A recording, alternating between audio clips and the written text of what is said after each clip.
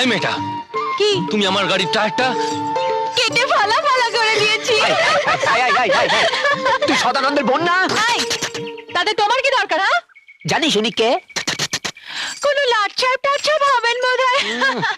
জিভ বার করে দাঁড়ালে একদম সাক্ষাৎ মা কালী লাগবে। কি পিসি, তোকে উনি মা কালী বলছেন? দেখ দেখাচ্ছি মজা। দাদার খাবার উপর দিয়ে গাড়ি চালিয়ে দেওয়া না?